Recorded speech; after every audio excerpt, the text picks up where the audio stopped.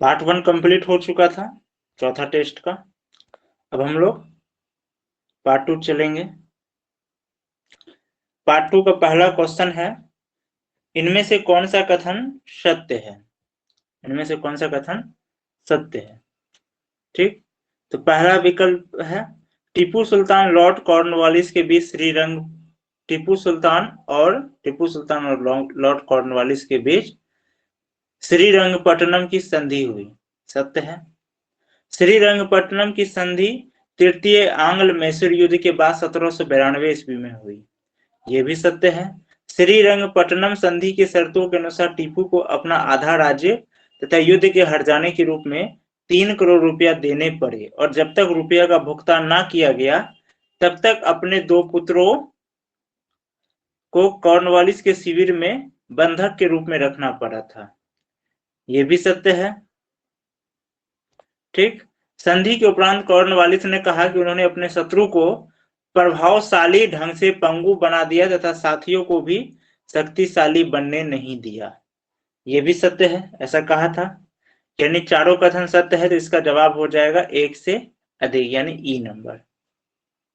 ठीक है, 1 नंबर का जवाब हो गया ई नंबर। इसमें कई जीएस छुपे हुए हैं 1 नंबर के सवाल में, विकल्प में ही। अब समझिए, सबसे पहला, श्रीरंगपट्टनम की संधि किनके बीच हुई? टीपू सुल्तान और लॉर्ड कॉर्नवालिस। दूसरा विकल्प, श्रीरंगपट्टनम की संधि कब हुई? 1792 में। किस युद्ध के बाद? तृतीय आंग्ल मैसूर युद्ध के बाद। कोई भी क्वेश्चन आ सकता है इस प्रकार का, तो ध्यान रखिएगा। श्रीरंगपट्टनम की संधि के शर्तों के अनुसार जैसे है, तो श्रीरंगपट्टनम की संधि के अनुसार, या फिर सवाल आ जाए किस संधि के अनुसार टीपू सुल्तान को अपना आधा राज्य तथा युद्ध के हट जाने के रूप में 3 करोड़ रुपया देना पड़ा एवं अपने पुत्रों को भी बंधक के रूप में रखना पड़ा था रुपया देने तक। तो कौन सा संधि के शर्तों के अनुसार? श्रीरंगपट्टनम संधि के शर्तों के अनुसार। इस प्रकार के सवाल आएंगे। फिर है, सवाल आ सकता है, किन्होंने श्रीरंगपट्टनम की संधि के उपरांत कहा कि उन्होंने अपने शत्रु को प्रभावशाली ढंग से पंगु भी बना दिया एवं साथियों को भी शक्तिशाली नहीं बनने दिया। ऐसा भी सवाल आएगा, तो किसने कहा? कॉर्नवालिस ने कहा। इसमें देखिए तो 1 नंबर में 4 से 5 जीएस छुपा हुआ, जो कि ये जितने भी फैक्ट बताए हैं और विकल्प में जितने भी जीएस छुपे हैं सबके सब बीपीएससी में रिपीटेड है, यानी कि आते रहते हैं, इसलिए ये सब पॉइंट को नोट कर लीजिए। अब अगला है, इनमें से कौन सा कथन सत्य है? अगला सवाल है, इनमें से कौन सा कथन सत्य है? भारतीय राष्ट्रीय कांग्रेस का प्रथम अधिवेशन 18 दिसंबर 1885 को मुंबई स्थित गोकुलदास तेजपाल संस्कृत पाठशाला में आयोजित हुआ। सत्य है ये। देखिए ख नंबर यहां से जो है ख नंबर है, यहां से आगे ये जो येलो वाला है, येलो वाला जो भी है ख नंबर है, ये एक साथ हो गया है। ख नंबर में क्या है? ख नंबर में है, भारतीय राष्ट्रीय कांग्रेस के प्रथम अधिवेशन में कुल 72 प्रतिनिधियों ने भाग लिया, जिनमें से 38 प्रतिनिधि मुंबई महाप्रांत से, 21 सदस्य मद्रास से, 3 बंगाल से, 7 सदस्य उत्तर प्रदेश एवं अवध से तथा पंजाब से 3 सदस्य शामिल हुए। ठीक,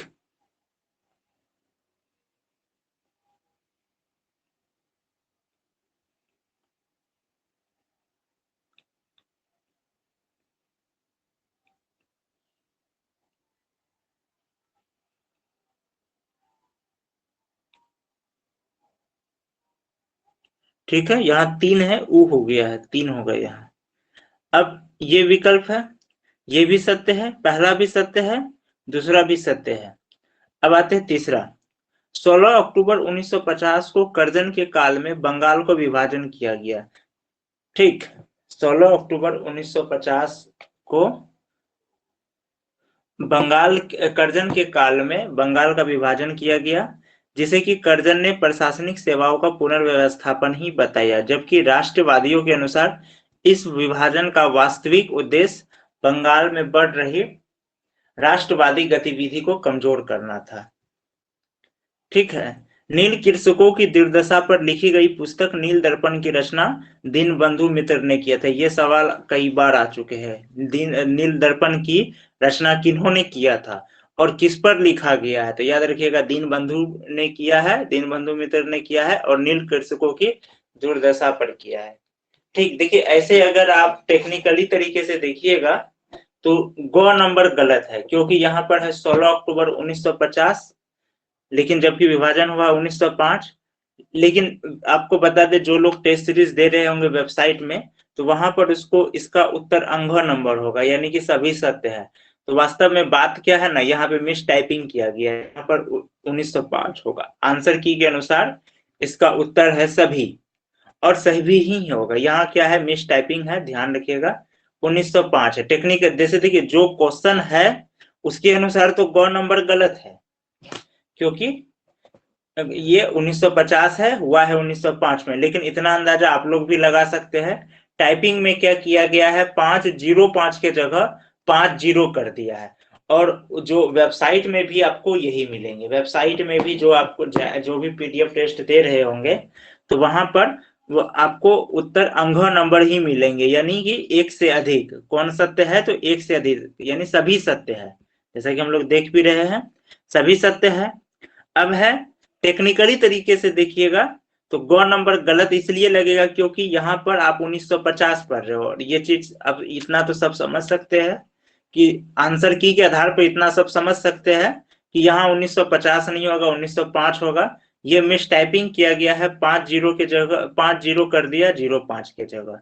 तो पीडीएफ टेस्ट में ये सब प्रॉब्लम सारे सेट में हम देख रहे हैं कि नहीं, एक दो, हर सेट में एक दो क्वेश्चन में, खासकर ईस्वी में टाइपिंग में मिस्टेक किया है। और कहीं कहीं, यानी हर सेट में ये जो सही है, हम अब तक देख चुके हैं कि हर सेट में दो क्वेश्चन में प्रॉब्लम रहा है। सेट 1 में भी देखे हैं, दो क्वेश्चन में प्रॉब्लम रहा है आंसर की में, सेट 2 में भी रहा है, सेट 3 में भी दो क्वेश्चन रहा है, सेट 4 में भी ये हमको सेट 4 में पहला मिला है अब तक।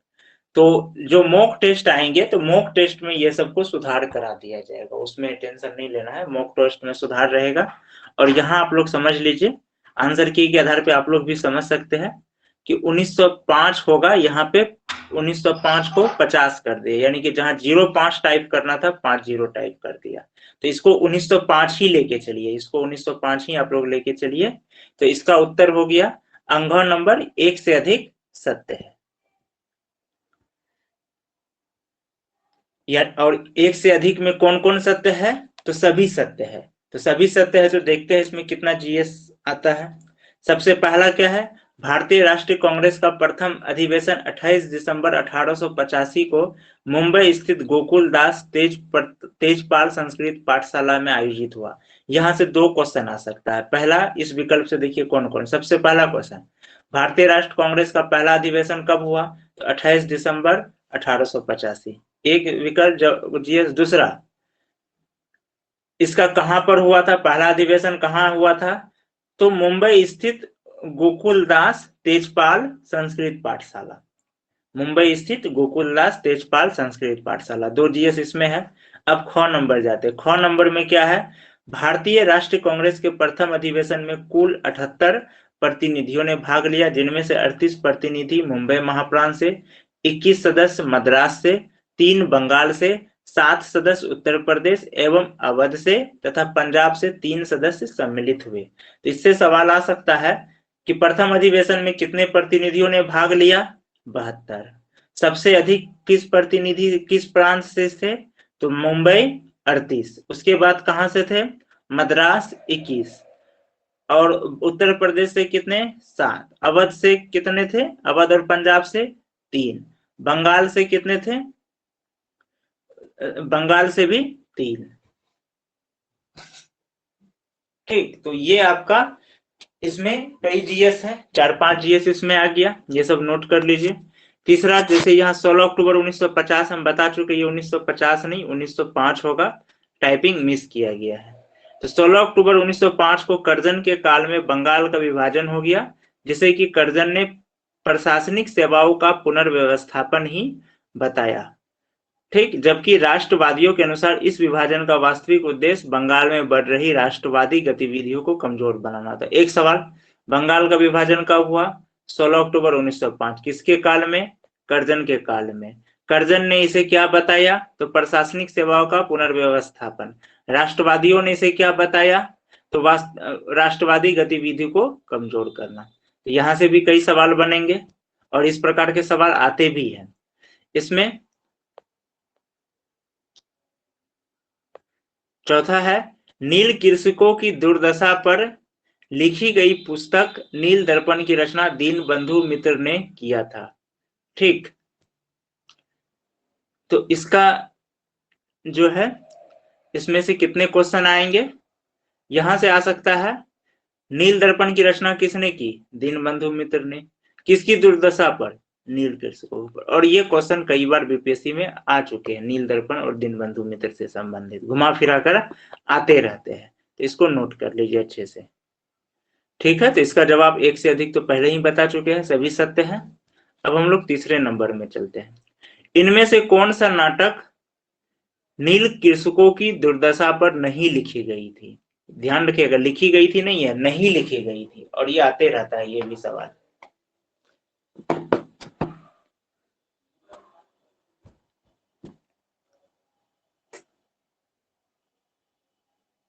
पहला है नवीन तपस्वनी, लीलावती, जमाई बनरिक, नील दर्पण। इनमें से कोई नहीं या एक से अधिक? इसका जवाब आप लोग दीजिए।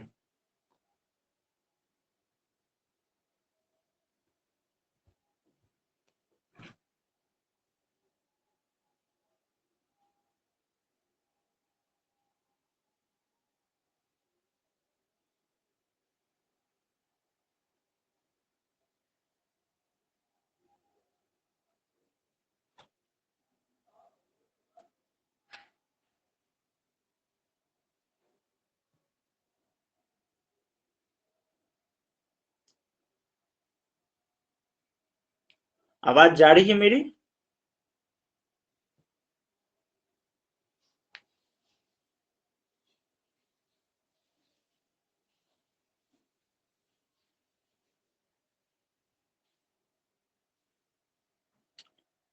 लो,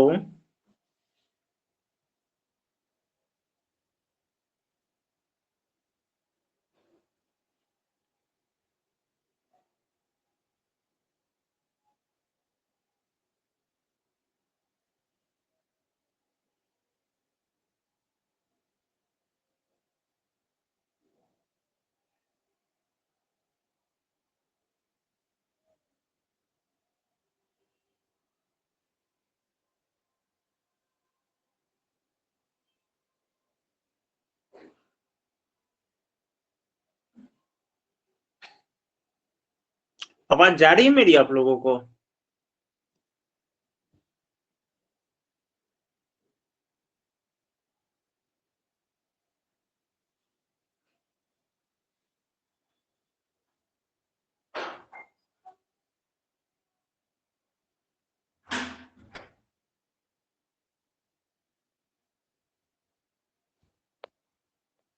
तो कोई कुछ बता नहीं रहे।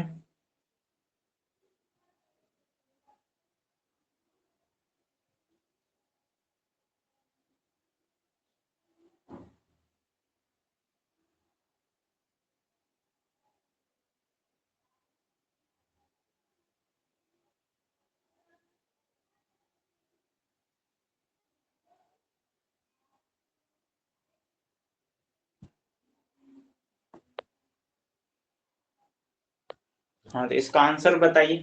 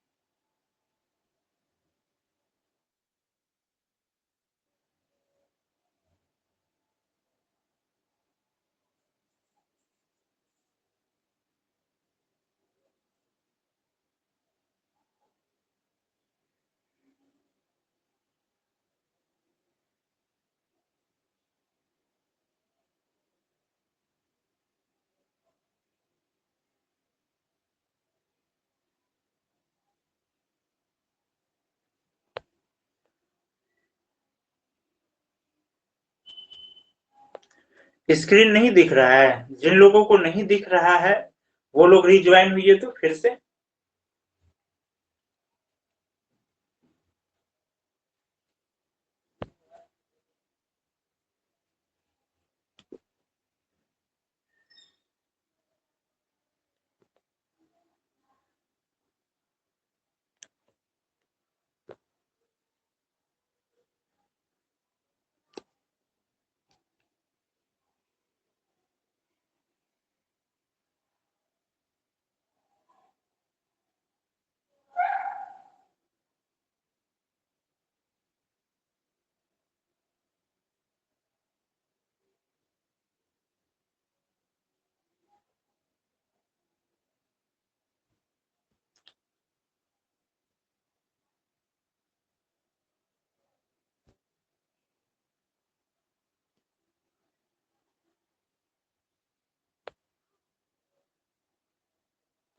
अब दिख रहा है?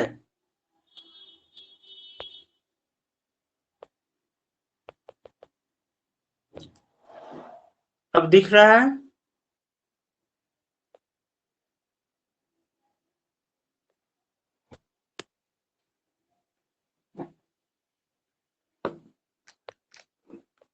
चलिए अब जवाब दीजिए।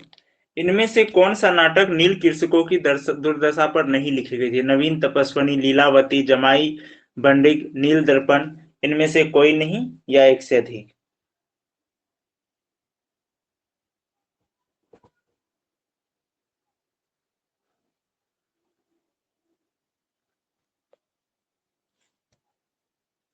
इसमें दो बात याद रखिएगा।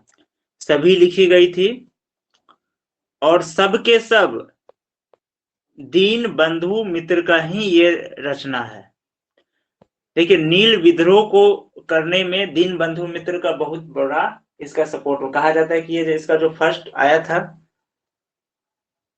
उसी समय जो है ये स्पष्ट वो उनका जो ये नील दर्पण आया था, ये नील विद्रोह को आगे करने में सबसे बड़ा इसका सहयोग माना जाता है। ठीक है, ये चारों के चारों इन्हीं के हैं, दीन बंधु मित्र के, और सबके सब है नील कृषकों की दुर्दशा पर। इसको याद रखिएगा, इनमें से कोई भी आ सकता है। चौथा, इनमें से कौन सा कथन सत्य है? 1915 ईस्वी में दक्षिण अफ्रीका से भारत आने के पश्चात गांधी जी ने सबसे पहले चंपारण आंदोलन का नेतृत्व किया। ठीक। दूसरा, गांधी जी ने चंपारण आंदोलन का नेतृत्व 1917 ईस्वी में किया। तीसरा, गांधी जी चंपारण में चंपारण के किसान नेता राजकुमार शुक्ल के बुलावे पर आए थे। चौथा, भारतीय राजनीति में 1947 ईस्वी के बाद अरुणा आसफ अली ने महत्वपूर्ण भूमिका निभाई। 1958 में वह दिल्ली की पहली मेयर चुनी गई। उनके योगदान के लिए 1964 में उन्हें लेनिन शांति पुरस्कार दिया गया। ठीक। पांचवा, इनमें से कोई नहीं या एक से अधिक? इसका जवाब होगा ई, एक से अधिक। चारों के चारों सही है। गांधी जी 1915 में अफ्रीका से आ गए थे, ये भी सही है, और सबसे पहले चंपारण आंदोलन का नेतृत्व किए भारत में। दूसरा, वो 17 में आंदोलन का नेतृत्व किए। तीसरा, राजकुमार शुक्ल के बुलावे पर गए। चौथा, ये भी सही है कि 1964 में आसफ अली को, जो कि अरुणा आसफ अली को क्या दिया गया था? लेनिन शांति पुरस्कार का दिया गया था। और 1958 में वो दिल्ली की पहली मेयर चुनी गई थी। तो इसको याद रखिएगा। अब हम लोग आगे चलते हैं। 5वां नंबर का सवाल, पूर्ण स्वराज का प्रस्ताव जवाहरलाल की अध्यक्षता में 31 दिसंबर 1929 ईस्वी को किस कांग्रेस अधिवेशन में पारित हुआ? लाहौर, कराची, मुंबई, लखनऊ, इनमें से कोई नहीं या एक से अधिक? कई बार बता चुके हैं ये, बताइए आप लोग फटाफट।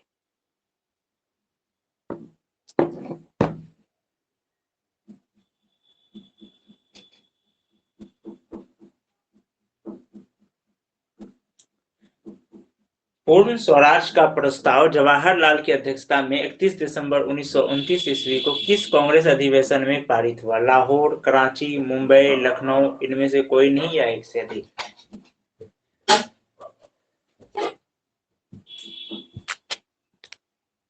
आवाज जा रही है मेरी?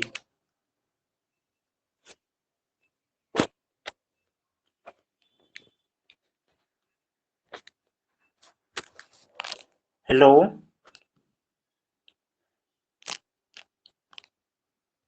एक स्टूडेंट जवाब दिए क, बाकी कोई? इतना लेट से जवाब देते हैं जब आवाज जा रही है तो। इतना इजी क्वेश्चन है। ए नंबर इसका सही उत्तर है, लाहौर। कई बार बता चुके फिर भी इतना लेट से जवाब दे रहे हैं। लाहौर में हुई थी। ठीक है, अब अगला सवाल।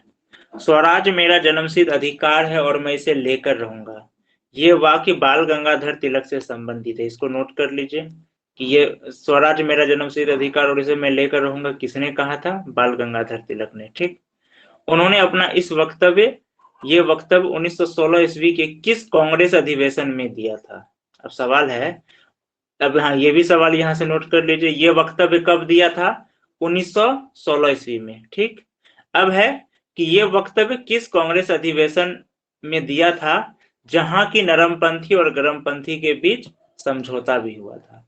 विकल्प है लखनऊ, सॉरी, पहला है लाहौर, दूसरा है लखनऊ, तीसरा मुंबई, चौथा कोलकाता, पांचवा इनमें से कोई नहीं या एक से अधिक।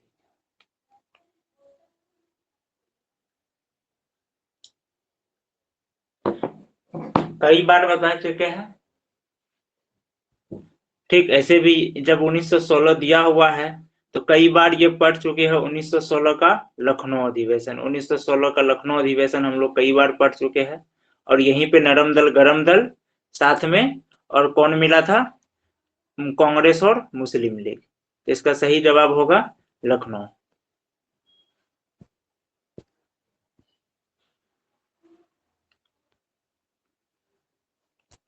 अगला सवाल। मुस्लिम लीग द्वारा पाकिस्तान की स्थापना की मांग सर्वप्रथम 1940 में लीग के अधिवेशन में पारित किया गया था, जिसकी अध्यक्षता जिन्ना ने किया था। ठीक, ये अधिवेशन कहाँ हुआ था?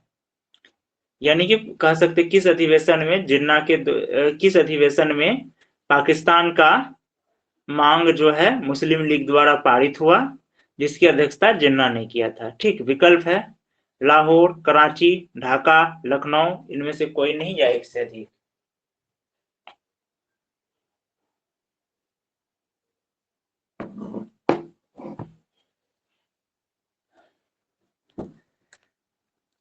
एक दिए है कराची, बाकी और कोई?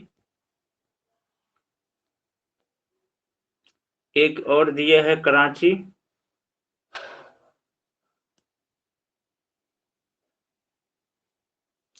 इसका सही जवाब है लाहौर, यानी कि ए नंबर। अब आगे चलते, इनमें से कौन सा कथन सत्य है? ठीक, इनमें से कौन सा कथन सत्य है? विकल्प है 1935 के भारत सरकार अधिनियम द्वारा प्रांतीय द्वैत शासन व्यवस्था समाप्त कर केंद्र में द्वैत शासन लागू किया गया और भारत में परिषद की स्थापना की गई। ठीक, दूसरा है सी राजगोपालचारी की मान्यता थी कि स्वराज्य जन सामान्य हेतु होनी चाहिए, ना कि केवल कुलीन एवं अभिजात वर्ग हेतु।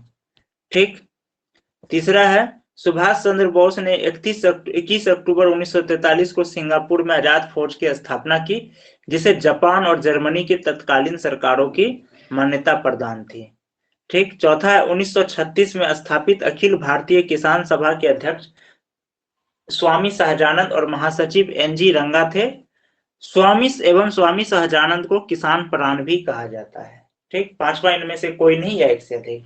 इसका जवाब होगा ई नंबर, सभी सत्य है। ठीक, इसमें सभी सत्य है। अब देखते हैं कौन कौन सा सत्य है, उससे क्या जीएस बनता है। सबसे पहला, 1935 के भारत सरकार अधिनियम द्वारा प्रांतीय द्वैत शासन व्यवस्था समाप्त कर केंद्र में द्वैत शासन लागू किया गया। अब सवाल आ सकता है किस अधिनियम द्वारा प्रांत में द्वैत शासन और केंद्र में द्वैत शासन लगाया? तो 1935 के भारत सरकार अधिनियम। ठीक, और भारत में क्या किया गया? परिषद की स्थापना की गई, ये भी सवाल आ सकता है। तो कौन सा अधिनियम? भारत शासन अधिनियम 1935। ठीक, दूसरा कि किसकी यह मान्यता थी कि स्वराज जन समान हेतु होनी चाहिए, ना कि केवल कुलीन एवं अभिजात वर्ग हेतु? तो सी राजगोपालचारी की। तीसरा, सुभाष चंद्र बोस ने सिंगापुर में आजाद फौज की स्थापना कब की, जिसे जापान और जर्मनी की तत्कालीन सरकारों की मान्यता प्राप्त थी? 21 अक्टूबर 1943। लेकिन आजाद हिंद फौज का रियल में जो पहला बार इसका स्थापना कौन किए थे? कैप्टन मोहन सिंह। इसको सिंगापुर में सुभाष चंद्र बोस किए। ठीक, यहाँ पर जो कंफ्यूजन होता है आप समझ लीजिए। अब है चौथा में 1936 में स्थापित अखिल भारतीय किसान सभा के अध्यक्ष स्वामी सहजानंद और महासचिव एनजी रंगा थे। अब ये भी सवाल अक्सर आते रहता है। 1936 में स्थापित अखिल भारतीय किसान सभा के अध्यक्ष कौन थे? स्वामी सहजानंद। और स्वामी सहजानंद बीपीएससी में बहुत मेन रोल रखता है। इसका मेंस में तो मेंस एग्जाम में क्वेश्चन आ जाता है अक्सर, किसान आंदोलन और स्वामी सहजानंद को लेकर के, तो इसको अच्छे से रीड कर लीजिएगा। और फिर सवाल आ जाएगा उसके महासचिव कौन थे? एनजी रंगा। किसको किसान प्राण भी कहा जाता था? तो स्वामी सहजानंद को। इसको लेके बीपीएससी मेंस में भी क्वेश्चन आते रहता है। तो इसमें देख लिए कई प्रकार के जीएस बने, सभी सत्य है और इससे कई क्वेश्चन बन रहे हैं। ये सारे क्वेश्चन क्या है, बीपीएससी में आता रहता है। अब अगला सवाल, इनमें से किस आंदोलन से जयप्रकाश नारायण का संबंध है? चंपारण आंदोलन, खेड़ा सत्याग्रह, भारत छोड़ो आंदोलन, अहमदाबाद मिल आंदोलन, इनमें से कोई नहीं या एक से अधिक? इसका जवाब दीजिए फटाफट।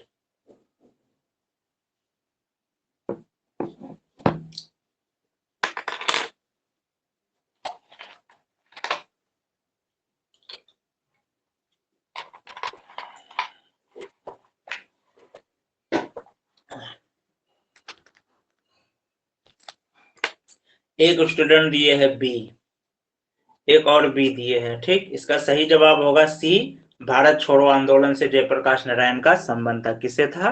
भारत छोड़ो आंदोलन।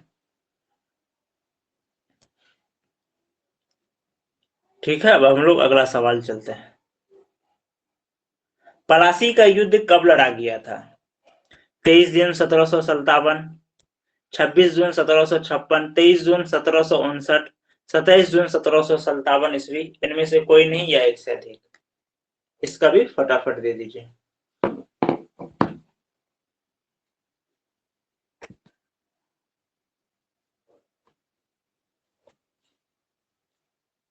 देखिए बी और डी का तो, सी का तो कोई बात ही नहीं है, ये तो आउट हो गया।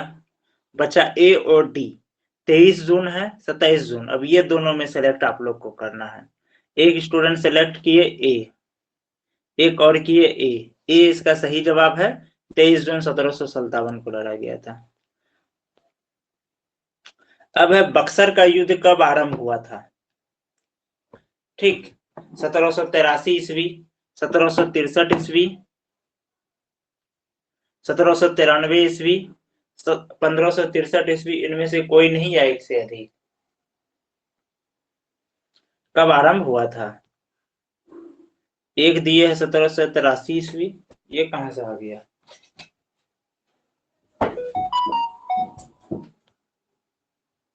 सभी दे रहे ए नंबर। बक्सर का युद्ध है 1783 ईस्वी, तब तक तो रेगुलेटिंग एक्ट आ गया था। एक दिए है ई,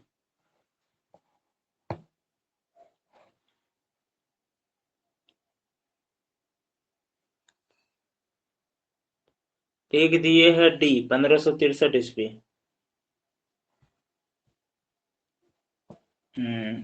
ऐसा ऐसा सवाल में आप लोग गलती कीजिएगा।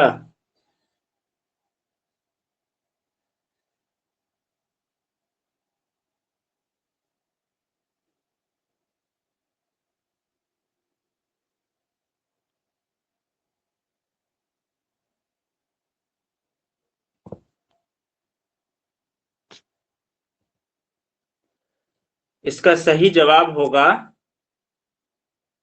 B number.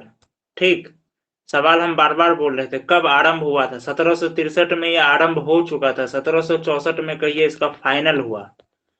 फाइनल हुआ और ये फाइनल में क्या हुआ? मीर कासिम हारा और यहीं से क्या हुआ? ब्रिटिश सत्ता पूरी तरह से भारत में यानी बंगाल में स्थापित हो गई। जिसके बाद फिर क्या हुआ? 1773 में रेगुलेटिंग एक्ट आया और आप लोग बार बार 1783 लगा रहे हैं। ऐसा छोटा छोटा गलती कीजिएगा। इसलिए कहा करते वन लाइनर पढ़ने से अच्छा है किसी भी विषय को डिप्थ में पढ़ा कीजिए। आरंभ इसका 1763 में हो चुका था। ठीक उसी प्रकार जैसे रोलेट एक्ट है, वो केंद्रीय विधानमंडल में 1918 में ही आ चुका था। 1919 में वो उसके रिपोर्ट के आधार पर, रोलेट एक्ट के रिपोर्ट के आधार पर उसको पारित किया गया, पूरी तरह से उसको लागू कर दिया गया। नहीं तो इसीलिए कहा करते कोई भी विषय को ना डिप्थ में पढ़ा कि जो वन लाइनर पढ़ के सिविल सर्विस नहीं होने वाला है, स्पेशली लुसेंट लुसेंट का वन लाइनर। ठीक है, अब अगला सवाल चलिए। दिल्ली का लाल किला किसने बनवाया था? पहला विकल्प है हुमायूं, अकबर, शाहजहां, शेरशाह, इनमें से कोई नहीं या एक से अधिक।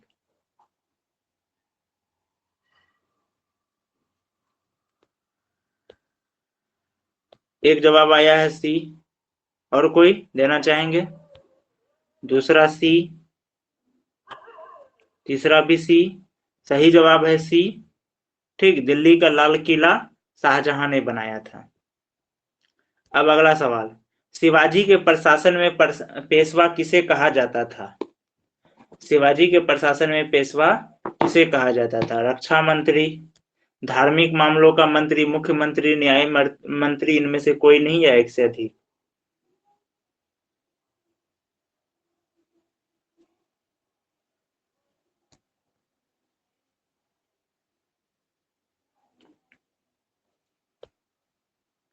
एक दिए है बी, धार्मिक मामलों का मंत्री। ठीक, बाकी और कोई?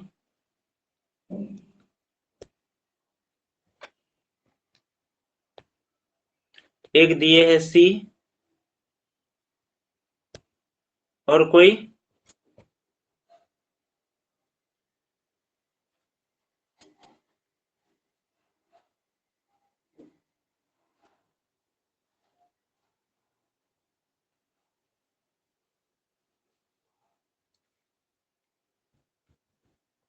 इसका सही जवाब होगा सी नंबर, मुख्यमंत्री। कहीं कहीं विकल्प में मुख्यमंत्री के जगह प्रधानमंत्री हो सकता है, वो भी सही है, वो भी सही है। जैसे सिंपल सी बात समझे ना, अभी जैसे कि कहते हैं बिहार का मुख्यमंत्री, कुछ साल पहले क्या था, इसी को कहा जाता था बिहार का प्रधानमंत्री, आजादी से पहले। तो एक ही है, वो मुख्यमंत्री हो, प्रधानमंत्री। प्रधान थोड़ा स्टैंडर्ड वर्ड है, तो केंद्र के लिए यूज करते हैं, मुख्य को राज्य के लिए। बाकी मीनिंग, दोनों का मीनिंग जो है, देखिए टेक्निकली तरीके से तो एक ही है।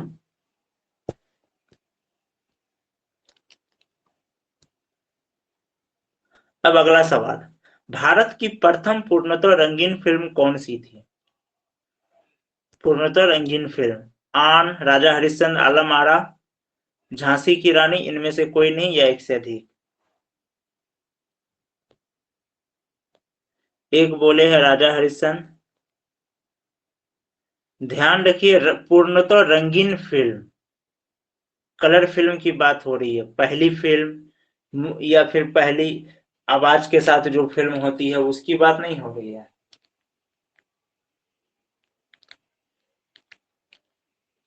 इसका सही जवाब है डी नंबर, झांसी की रानी। राजा हरिश्चंद्र पहली फिल्म है, लेकिन इसमें आवाज नहीं था। आलम आरा में आवाज दिया गया, ये पहली फिल्म है जिसमें आवाज दिया गया। झांसी की रानी पहली जो है रंगीन फिल्म है।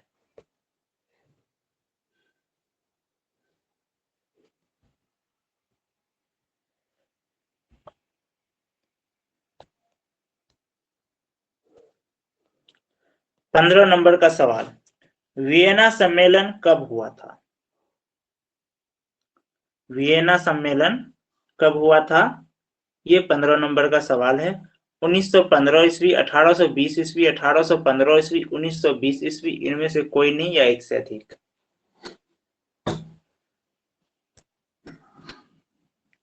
वियना सम्मेलन,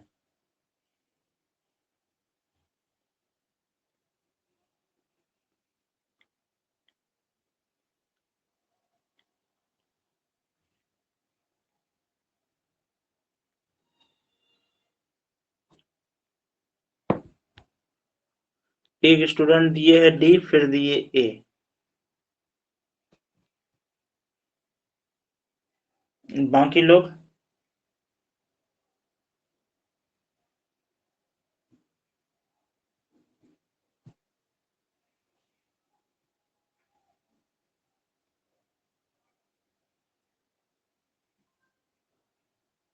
एक दिए ई। इसका सही जवाब है सी नंबर 1815। सी नंबर 1815। ठीक है, ये जो है सी नंबर 1815 इसका सही जवाब है।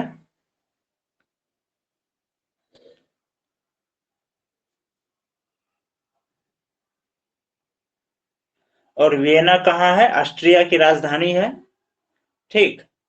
और यहाँ पर क्या हुआ था? यूरोप के प्रमुख एवं राजनीतिक एवं प्रतिनिधियों का सम्मेलन बुलाया गया था। क्यों बुलाया गया था? क्योंकि नेपोलियन बोनापार्ट ने जो अपनी विजयों के दौरान यूरोप के मानचित्र में जो परिवर्तन किए थे, नेपोलियन ने जो अपने जो किसने? तो नेपोलियन क्या किए थे? जब ये विजय हुआ था तो यूरोप के मानचित्र में परिवर्तन किया। इसी परिवर्तन को पुनर्निर्माण करने के लिए ऑस्ट्रिया की राजधानी वियना में क्या हुआ? यूरोप के प्रमुख राजनीतिक एवं प्रतिनिधियों का सम्मेलन बनाया गया, जिसको वियना सम्मेलन या वियना कांग्रेस भी कहते हैं। ठीक है, यहां तक हो गया। अब चलते हैं आगे। किस देश को यूरोप का मरीज कहा जाता है? किस देश को यूरोप का मरीज कहा जाता है? पहला विकल्प फ्रांस को, जर्मनी को, इटली को, तुर्की को, इनमें से कोई नहीं या एक से अधिक।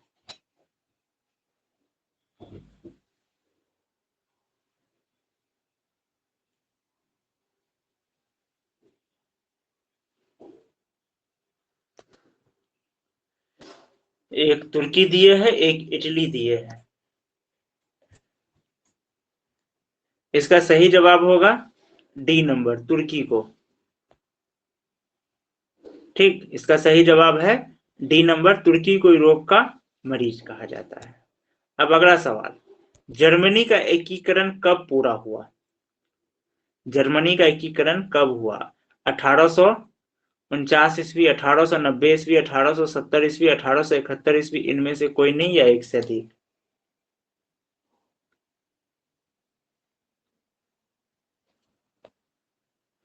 दो, एक स्टूडेंट ए दिए 1849, बाकी और कोई?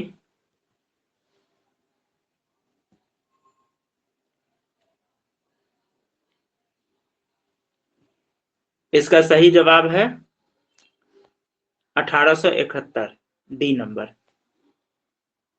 ठीक, 1871 में हुई थी।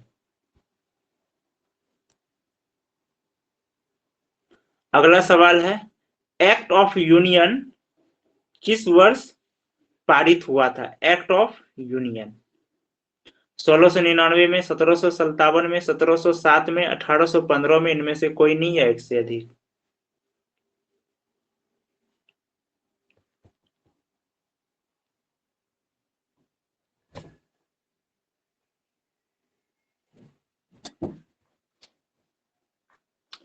इसका सही जवाब है 1707 में हुई थी एक्ट ऑफ यूनियन पारित।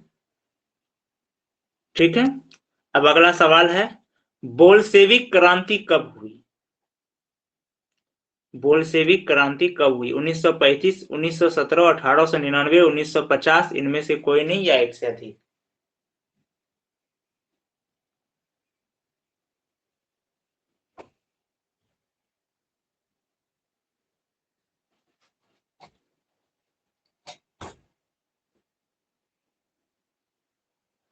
आज बहुत कम आंसर आ रहा है,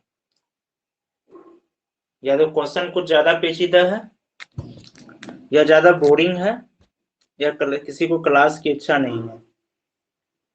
एक स्टूडेंट का जवाब आया है बी 1917, और ये सही जवाब है। 1917 में हुई थी बोल्शेविक क्रांति। अब ये बोल्शेविक क्रांति क्या है यह बाद में बताएंगे। ठीक, आज यहीं तक रखते हैं 19 तक। बाकी और इस पार्ट 2 में 19 क्वेश्चन है, वो अब कल 3 बजे की क्लास में करेंगे, और कल ही बोल्शेविक क्रांति के बारे में भी हल्का बता देंगे कि बोल्शेविक क्रांति क्या थी। ठीक है, अब आगे का कल 3 बजे की क्लास में करते हैं।